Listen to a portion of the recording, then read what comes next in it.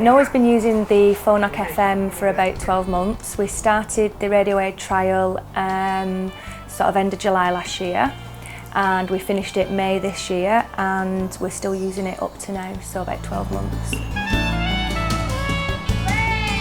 As we went along, we found out that it was more beneficial in certain situations, so for example in the car, or when I'm sort of in another room, or if we're doing like sing songs and there's like quite a few of us doing it in the family or whatever, you know, it's good with things like that.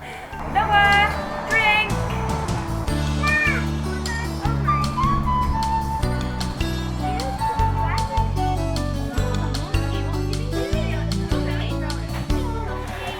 I've never used one before, so like I've used one for the last 3 months with Noah. I find it useful, the Radio Aid with him. She's been using the FM since December 2009, which is 7-8 months. A regular example of using the FM would be down at the stables.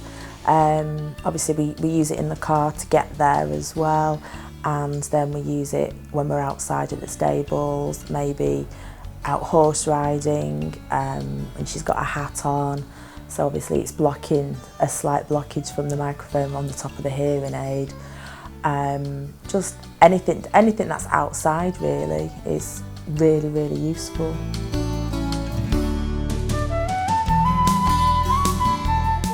Charlotte's been using the FM for approximately 9 to 10 months altogether. She uses it every day, and it has been a big help to her. Well, in normal environment, it's a very noisy world anyway. For a child with a hearing loss, that's quite difficult to pick up speech in a lot of noise. So what the FM does is it focuses the speech for them, especially in a nursery environment where you've got a lot of children's chatter, you've got a lot of echoey rooms. It does mean that Charlotte's been able to hear their voices better, and her communication has been improving from there. She was talking, but she wasn't able to communicate with staff. But now she's come on and she can tell us what she wants, what she needs, communicate with other children, so it's brought her on a lot. The concept of an FM system is very simple. It's a very basic system where you have an FM transmitter and an FM receiver which is linked to the hearing aid. So when the person who speaks through the transmitter microphone speaks, their voice is directly sent across radio frequency into the child's hearing aid through the receiver they're wearing. Also commonly, FM transmitters are known as radio aids because of the way that they're using the radio frequency.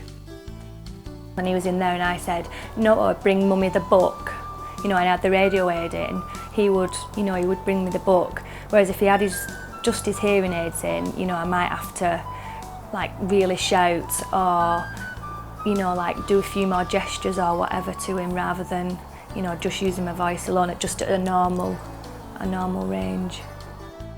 Outdoor play we try and use it there, obviously with it being a big area. We want him to be able to hear us and properly and get clear instructions. Like say if he's climbing up the slide, we want to make sure he's safe as he's doing that. Sometimes we will use it like at meal times, but we find that at meal times he will listen anyway because like he's sat down, it's quite quiet. Sleep times we don't need to use it obviously because he's going to sleep. Other times, probably in the library area as well when we go outside of the room. We have like a library area, we try and use it in there as well. And then just like any small group activities really.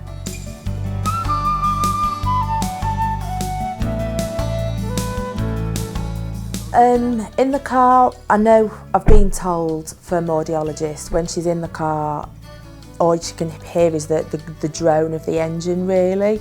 What I've noticed using the FM in the car, she's more responsive. She'll join in with nursery rhymes when we have it on in the car. If I'm in the passenger seat, I can just shout her and she'll look at me through the passenger mirror and wave to me. Whereas if she's not got it on, she doesn't listen because all she can hear is the zzz from the engine.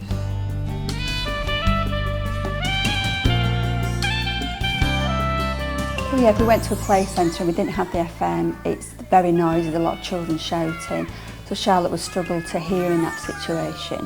whereas with the FM she can hear me even if she can't necessarily always see me, which means that she's a bit more confident playing on her own or playing with the other children there, doing the activities or whatever they have, and knowing that she can hear mum if she needs to, whereas before she would be constantly looking for me.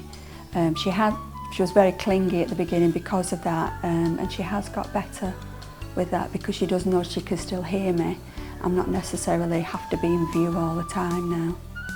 Because obviously the benefits it's had for Noah have been absolutely brilliant, and you can actually see the benefits. It's not one of those things that, you know, you don't see benefits for years and years. You can actually see it as your child's progressing. And basically you want to give your child every opportunity to live as normal a life as possible in a hearing world. So if you can do that, try and mimic normal hearing as best as possible, then, you know, by letting them use the radio aid, then I feel that that's giving them that chance to do that. Get one, they're really, really good, really useful. Nursery all commented on how useful it's been to them. I found it brilliant when it was winter time and they had the hoods on and the hats on. It's just really, really, really useful, and I would say to anybody, get one. I would recommend the FM to all parents of hearing impaired from a young age because it does make such a difference. The early years of communication are really important, and with correct hearing aids and the FM on top, it just means that that deaf child, when they start school, is at the same level as their peers and isn't at a disadvantage, which is really important for them starting school. You don't want them being behind at the beginning because obviously that's going to escalate as years go on.